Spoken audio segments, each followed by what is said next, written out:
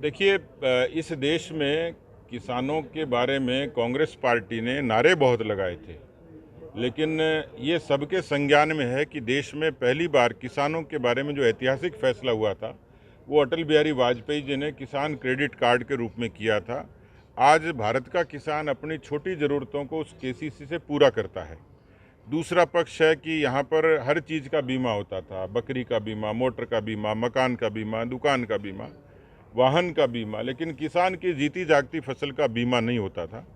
आज वाजपेयी जी की शुरू की गई उस योजना को प्रधानमंत्री मोदी जी ने आगे बढ़ाया और करोड़ों किसान प्रधानमंत्री फसल बीमा योजना का लाभ लेते हैं। दुनिया की जो सबसे बड़ी डायरेक्ट बेनिफिट ट्रांसफ़र स्कीम है प्रधानमंत्री किसान सम्मान निधि, 6,000 रुपये सालाना, जो किसी छोटे किसान को, मझोले किसान को साहूकार के कर्जे से मुक्ति दिलाते हैं, जिसमें लगभग 12 करोड़ किसानों के खाते में 2 लाख करोड़ से भी ज़्यादा का ट्रांसफ़र हुआ है।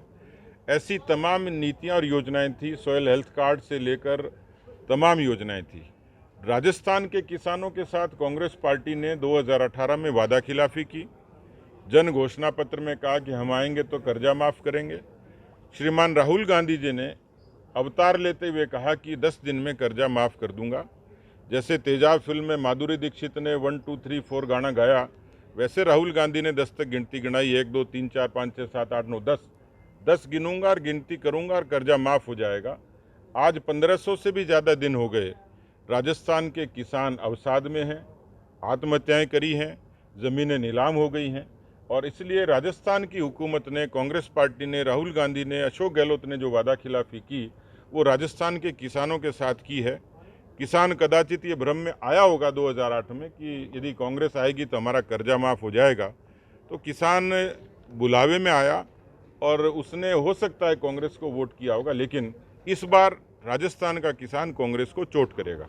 लगता है पहली बार भारत में 24 से भी ज़्यादा फसलों को 1.5 गुना मूल्य उपलब्ध करवाना ये पहली बार हुआ है। ये स्वामीनाथन आयोग की रिपोर्ट्स के आधार पर ही हुआ है।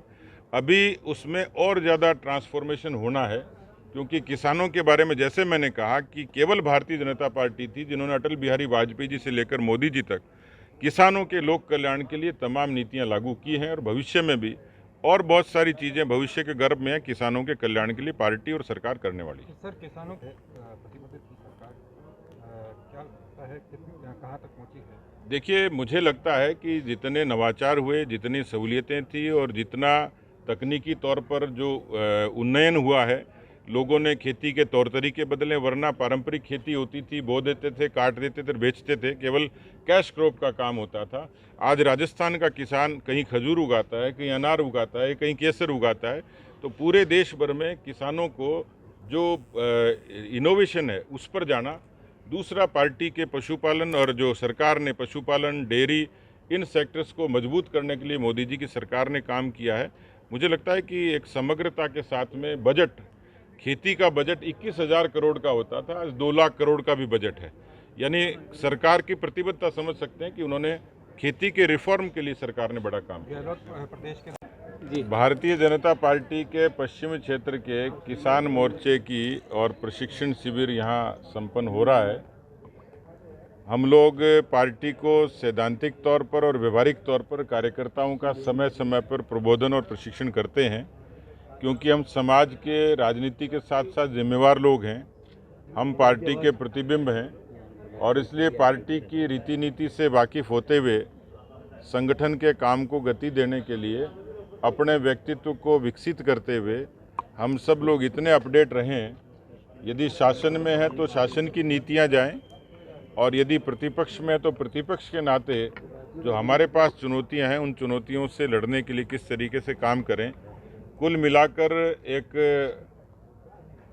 सारगर्भित रूप से ये कहा जा सकता है कि हम जब ये कहते हैं कि Bharatiya Janata party party with the difference है, ये पार्टी इसी तरीके के उपक्रमों के कारण, संगठन की रचना, पार्टी का संविधान, आंतरिक लोकतंत्र और पार्टी के कार्यक्रमों की विविधता, ये पार्टी को और पार्टियों से अलग करती है।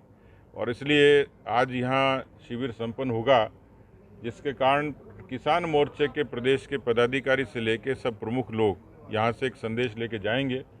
एक ऊर्जा के साथ में भी अपने अपने प्रदेशों में मजबूती से काम करेंगे। राजस्थान को आतिथ्य का सौभाग्य मिला। अभी पिछले दिनों ओबीसी मोर्चा की राष्ट्रीय कार्य समिति यहाँ संपन्न हुई और पूरे ओबीसी समुदाय में अमित शाह जी की उपस्थिति में एक नई ऊर्जा का संचार हुआ है। यहाँ भी हमें आतिथ्य का सौभाग्य मिला है। पार्टी के किसान मोर्चे ने हरिराम जी के नेतृत्व में अच्छी व्यवस्था और तैयारी की। हमारे किसान मोर्चा के राष्ट्रीय महामंत्री शंभू जी लगातार इस व्यवस्थाओं की देखरेख कर रहे थे, तो सभी लोगों ने यथायोग्य यहाँ परिश्रम करके इसको यशस्वी बनाया है। हमारा किसान मोर्चा, क्योंकि पार्टी में पहले मोर्चे एक उपस्थिति के तौर पर प्रदेशों तक सीमित होते थे, लेकिन अब मोर्चों का संगठन धरातल तक, मंडल तक गया है। मोर्चे अब पार्टी की मुखर ताकत बने हैं और इसलिए राजस्थान में भी किसान मोर्चा और पार्टी के सभी सातों मोर्चे 2023 में, 2024 में पूरी ताकत और तैयारी के साथ पार्टी के मिशन को पूरा करने में लगेंगे, ऐसी मैं अपेक्षा करता हूँ। सर